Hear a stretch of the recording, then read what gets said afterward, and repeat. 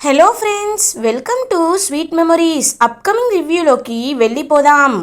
బాగి పాప Saraswati madam bus స్టాప్కి reach అవుతారు.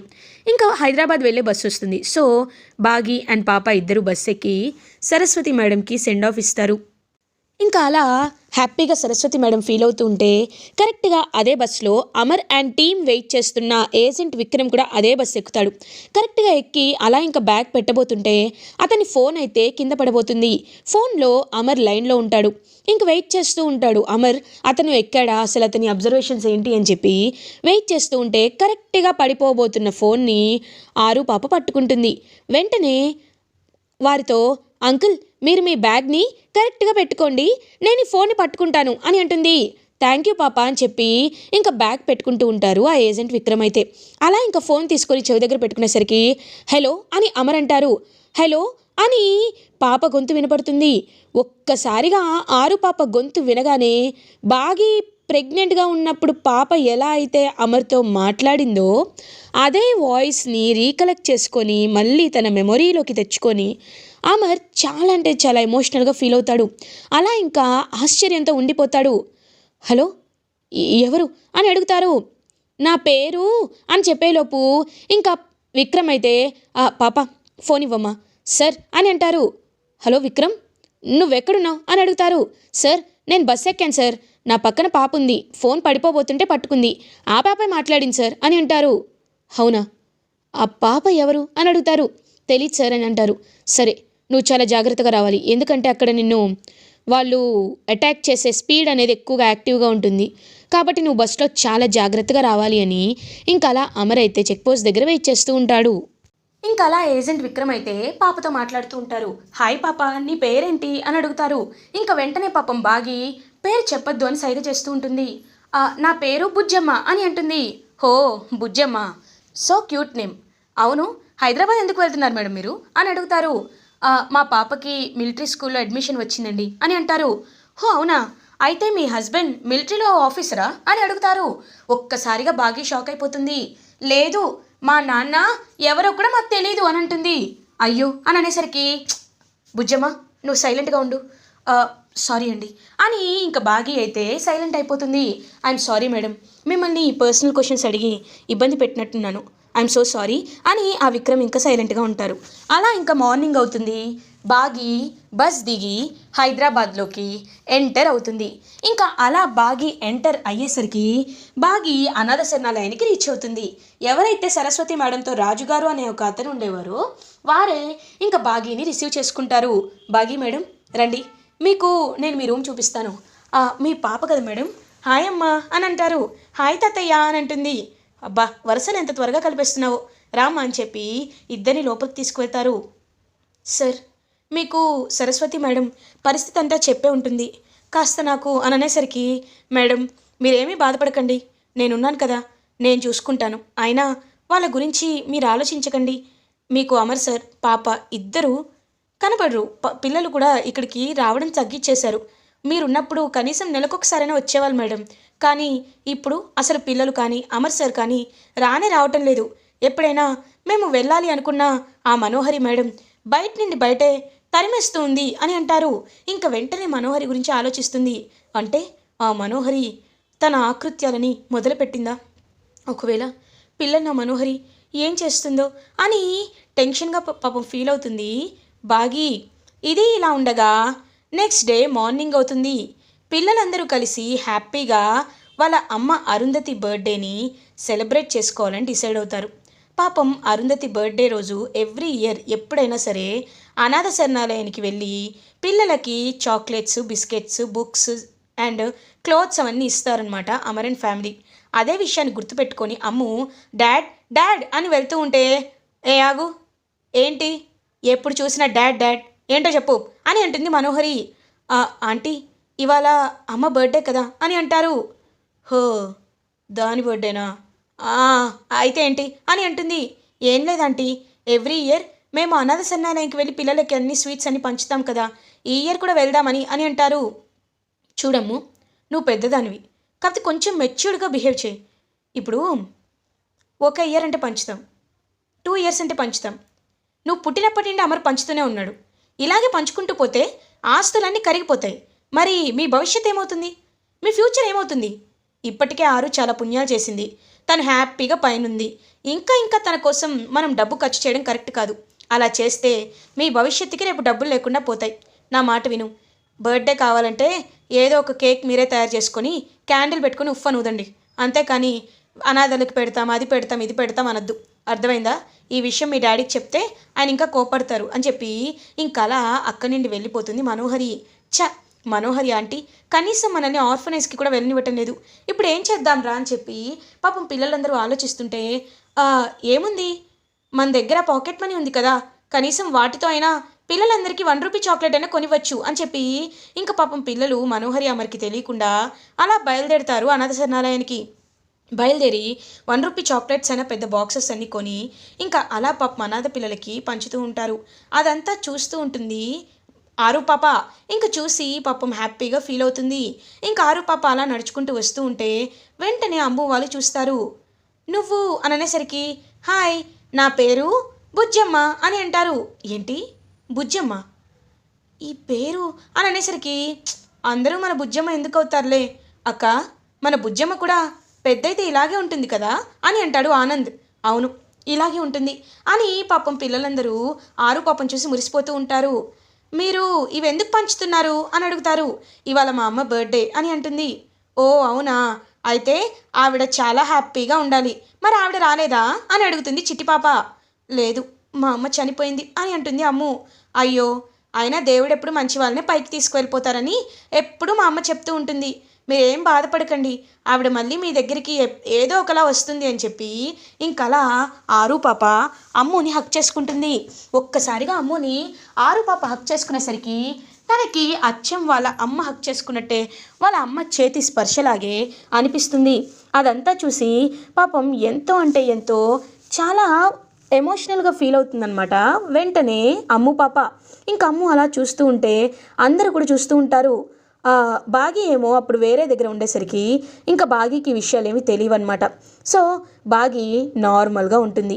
అదే టైంలో ఇంకా అందరూ వాళ్ళైతే మొత్తం పిల్లలందరికీ హ్యాపీగా పంచుకొని అక్కడి నుండి వెళ్ళిపోతూ ఉంటారు. అదే టైంకి బాగి రావడం, పిల్లలు వెళ్ళిపోవడం జరుగుతుంది. ఇంకా పాపం ఆరు పాప వాళ్ళకి బాయ్ చెప్తూ ఉంటే, బుజ్జమ్మ నువ్వెవరికి బాయ్ చెప్తున్నావు అని అడుగుతుంది. అక్క వాళ్ళకి అని అంటారు. అక్క వాళ్ళ? ఎవరా అక్క వాళ్ళు అని అడుగుతారు. ఇప్పుడు కొంతమంది వచ్చారమ్మా, వాళ్ళు చూడ్డానికి నాకెందుకో అచ్చం అక్కలాగే అనిపించారు అని అంటుంది. ఓ అవునా, సరేలే, ఇక్కడికి పంచడానికి వస్తూ ఉంటారు కదా, ఎందుకు వచ్చారంట అని అడుగుతారు. ఇవాళ వాళ్ళ అమ్మ బర్త్డే అంట, కానీ పాపం వాళ్ళ అమ్మగారు చనిపోయారంట అని చెప్పడంతో ఒక్కసారిగా బాగా ఆలోచనలో పడుతుంది. ఈరోజు అక్క పుట్టినరోజు, ఒకవేళ వచ్చింది అమ్ము వాళ్ళ, నేను వెళ్ళకపోవడం మంచిదైంది, లేకపోతే నన్ను వాళ్ళు చూసేవాళ్ళని చెప్పి ఇంకా అలా పాపం సైలెంట్గా ఉండిపోతుంది బాగి. సరే, మనం ముందు మిలిటరీ స్కూల్కి వెళ్ళి ఒకసారి అక్కడ అడ్మిషన్ తీసుకోవాలి, రా వెళ్దామని ఇంకా బాగి అయితే ఆరు పాపని తీసుకొని అదే మిలిటరీ స్కూల్కి అయితే వెళ్తుంది. సో పాపని హ్యాపీగా ఆ స్కూల్లో అయితే జాయిన్ చేస్తుందన్నమాట బాగి.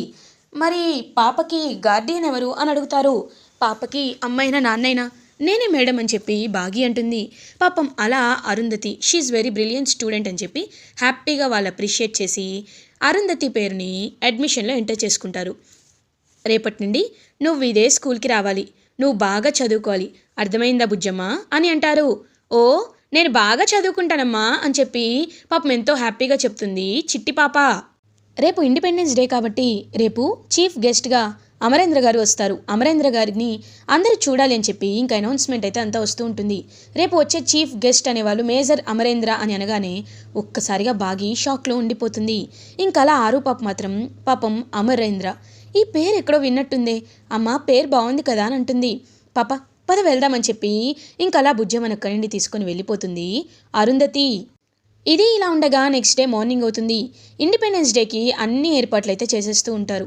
సో అరేంజ్మెంట్స్ అన్ని చేసిన తర్వాత ఫ్లాగ్ హాయిస్టింగ్కి అమర్ వస్తారు అని చెప్పడంతో, సో ఇప్పుడు మన మేజర్ అమరేంద్ర గారిని మనం స్టేజ్ పైకి ఇన్వైట్ చేద్దాం, లెటస్ ఇన్వైట్ మేజర్ అమరేంద్ర అని చెప్పి అనేసరికి అందరూ క్లాప్స్ కొడుతూ ఉంటారు.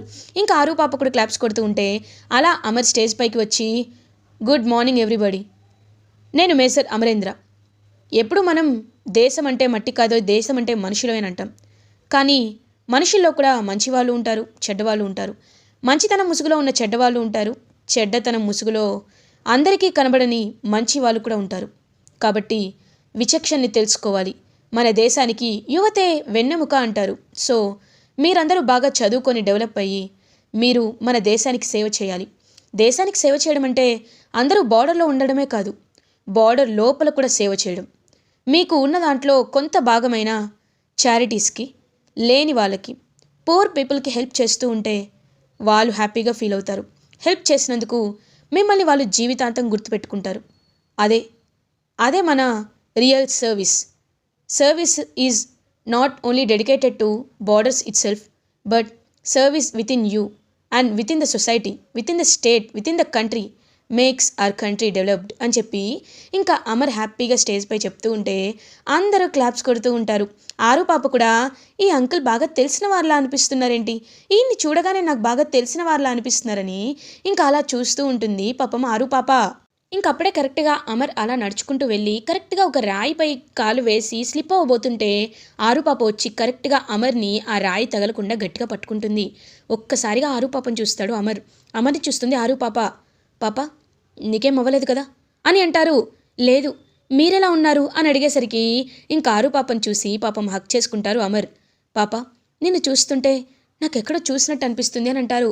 నాకు ఇందాకటి నుండి అలాగే అనిపిస్తుంది అంకుల్, మిమ్మల్ని చూస్తుంటే ఎక్కడో చూసినట్టు అనిపిస్తుంది అని ఇంకా అమర్ అండ్ ఆరు పాప మాట్లాడుకుంటూ ఉంటారు. అలా అమర్ అండ్ బాగీ పాప ఇద్దరు మాట్లాడుకుంటూ ఉంటే కరెక్ట్గా అక్కడికి అమ్ము, ఆనంద్, ఆకాష్, అంజు వాళ్ళు వస్తారు. వచ్చి డాడ్ అని పిలుస్తారు. మీరు ఇంత లేట్గా వస్తే ఎలా అని అంటారు గట్టిగా అమర్. సారీ డాడ్, అంటే దారిలో అని అంటారు. వద్దు, నాకు ఎలాంటి ఎక్స్ప్లెనేషన్స్ ఇవ్వద్దు. ఈ మధ్య మీ ఫోకస్ స్టడీస్పై కాకుండా మీరు తయారయ్యే విధానంపై ఉంటుంది అని అమ్ముపై గట్టిగా కోప్పడతాడు అమర్. పాపం ఆరు పాపదంతా చూస్తూ అంకుల్ ఎందుకని మీరు అక్కపై కోప్పడుతున్నారు అని అడిగేసరికి ఒక్కసారిగా అమ్ము ఆరు పాపను చూస్తుంది. డాడ్ ఈ అమ్మాయి అని అనేసరికి హాయ్ నా పేరు బుజ్జమ్మ అని అంటారు. ఏంటి బుజ్జమ్మ అని పాపం పిల్లలు నలుగురు అలా పాప దగ్గరికి వచ్చి పాపని ఎత్తుకుంటారు. నీ పేరు బుజ్జమ్మ అంటే నువ్వు కూడా మా మిస్సం అనేలోపు అమ్ము తన పేరు తీసుకురావద్దన్నాను కదా, పాప పేరు బుజ్జమ్మ అయినంత మాత్రాన అందరూ వాళ్ళే అవ్వరు కదా, మీరు త్వరగా రండి వెళ్దాం అని అమర్ కార్ దగ్గరికి అయితే వెళ్ళిపోతాడు. ఇంకా అలా పాపం పిల్లలందరూ హ్యాపీగా ఆడుకుంటూ ఉంటారనమాట ఆరు పాపతో. నువ్వు ఏ క్లాస్ చదువుతున్నావు, ఇంతకీ నువ్వు ఏ స్కూల్లో చదువుతున్నావు అని అడిగితే మేము రీసెంట్గా షిఫ్ట్ అయ్యాం, మేము ఇక్కడే ఉంటున్నామని చెప్పి పాప ఆరు పాప చెప్తుంది. ఇంతకీ మీ మమ్మీ ఎక్కడా అని అడుగుతారు. ఇంకా వెంటనే బాగీ అయితే అలా నడుచుకుంటూ వస్తుంటే ఒక్కసారిగా బాగీని అమ్ముకి చూపిస్తుంది పాప. అదిగో మా అమ్మ అని చూపించేసరికి బాగీని చూసిన పిల్లలు ఒక్కసారిగా షాక్ అయిపోతారు. ఇంకా వెంటనే అలా పరిగెత్తుకుంటూ బాగీ దగ్గరికి వస్తారు నలుగురు పిల్లలు. బాగీ అయితే షాక్లో ఉండిపోతుంది. అమ్ము అని పాపం అమ్ముని హక్ చేసుకుంటుంది బాగీ. మిస్ అమ్మ అని అనేలోపు ఇంకా అమ్ము అయితే సైగ చేస్తుంది అమ్ముకి బాగీ. వెంటనే ఆరు పాపతో బుజ్జమ్మ నువ్వు వెళ్ళి నీ ఫ్రెండ్స్తో ఆడుకో, నేను ఇప్పుడే మాట్లాడొస్తాను అని పాపని పంపించేస్తుంది. మిస్ అమ్మ నిన్ను చూడాలని మేము ఎంతకాలం నిన్ను వెయిట్ చేస్తున్నామో తెలుసా, నీకోసం మేము తలుచుకొని రోజంటూ లేదు తెలుసా, ఎందుకు మిస్ అమ్మా, ఎందుకు మమ్మల్ని వదిలేసి వెళ్ళిపోయావు అని ఏడుస్తూ ఉంటారు పిల్లలు. పాపం బాగీకి ఏం చెప్పాలో అర్థం కాదు.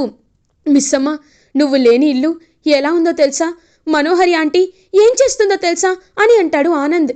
మనోహరి ఏం చేస్తుంది అని అడుగుతారు. వెంటనే అంజు మిస్ అమ్మ మనోహరి ఆంటీ మమ్మల్ని డామినేట్ చేయాలనుకుంటుంది, రోజు డాడ్తో మమ్మల్ని తిట్టిస్తుంది మిస్ అమ్మ, మేము ఏం చేసినా డాడ్కి నచ్చటం లేదు, నీ పేరు కూడా డాడీ ఇంట్లో తీసుకురావద్దు అంటున్నారు మిస్ అమ్మ అని చెప్పి పాపం పిల్లలందరూ నిజాలని చెప్తూ ఉంటే బాగీకి చాలా అంటే చాలా కోపం వస్తుంది. మనోహరిపై ఆవేదన వస్తుంది. ఖచ్చితంగా మనోహరికి ఎలా అయినా కొమ్ములు విరచాలి అని గట్టిగా ఫిక్స్ అవుతుంది బాగీ. లేదు, అమ్ము కోసం నేను దూరంగా ఉండాలి అనుకున్నాను, కానీ ఆ మనోహరి గురించి నేను ఇంతలా ఆలోచించలేదు. ఆ మనోహరి నా పిల్లల్ని ఇంతలా టార్చర్ పెడుతుందా, ఆ మనోహరి తోట ఖచ్చితంగా తీయాలి అని అమ్ము వాళ్ళకి బాగీ ఒక ప్లాన్ చెప్తుంది. ఓకే మిస్ అమ్మ, నువ్వు చెప్పినట్టే చేస్తావని ఇంకా పాపం నలుగురు పిల్లలు అక్కడి నుండి వెళ్ళిపోతుంటే బాయ్ అక్క అని చెప్తుంది అప్పుడే వచ్చిన ఆరు పాప. ఇంకా పాపని హ్యాపీగా ఎత్తుకొని కిస్ చేసి అలా అక్కడి నుండి వెళ్ళిపోతారు నలుగురు పిల్లలైతే. ఇంకా అలా బాగి మనోహరిని ఎలా అయినా టార్చర్ పెట్టాలి అని గట్టిగా ఫిక్స్ అవుతుంది. ఇంకా అమర్ పిల్లలు ఆనంద్, ఆకాష్, అమ్ము అండ్ అంజు అయితే రాథోడ్తో వెళ్ళి రాథోడ్తో ప్లాన్ని చెప్తారు. చెప్పి ఇంకా వెంటనే, సార్ మీకు ఒక విషయం చెప్పాలి సార్, అదేంటో తెలుసా? చూడండి పిల్లలకి ఎంత మార్కులు తక్కువ వస్తున్నాయో. ఈ 5 ఏళ్ళుగా మీరు మనోహరి మేడం పట్టించుకుంటుంది అంటున్నారు, మరి పట్టించుకుంటే ఇదంతా ఎందుకు అవుతుంది సార్? కాబట్టి పిల్లల కోసం ఒక మంచి కేర్ టేకర్ని పెడదాం సార్ అని అంటారు. వెంటనే మనోహరి, ఏంటి కేర్ టేకర్ ఎందుకు, నేనున్నాను కదా అని అంటుంది మనోహరి. మేడం ఒకసారి మీరు A+B² ఫార్ములా చెప్పండి అని అంటాడు. ఆ A² అని చెప్పి ఆగిపోతుంది. చూసారా, మీరే సరిగ్గా ఎడ్యుకేషన్ కంప్లీట్ చేయలేదు, అలాంటిది మీరు పిల్లలకి ఏం చదువు చెప్తారు? అన్నీ తెలిసిన ఆవిడైతే బాగుంటుంది, నేను మాట్లాడి పెడతాను, ఆవిడ రేపటి నుండి ఇంటికి వస్తుంది అని అంటారు. ఇంకా వెంటనే ఎవరైతే ఏంటి, తన్ని నా గ్రిప్లోకి తెచ్చుకుంటాను, ఎలాగో చెంబా మాటలు అమర్ వినడు కాబట్టి తననైనా నా గ్రిప్లో పెట్టుకొని ఖచ్చితంగా నన్ను అమర్ని పెళ్లి చేసుకోమని అడిగేలా చేస్తాను అని ఒప్పుకుంటుంది కేర్ టేకర్ రావడానికి మనోహరి. అలా కొత్త కేర్ టేకర్గా మళ్ళీ అమర్ ఇంట్లోకి అడుగు పెడుతుంది పాపతో సహా బాగి.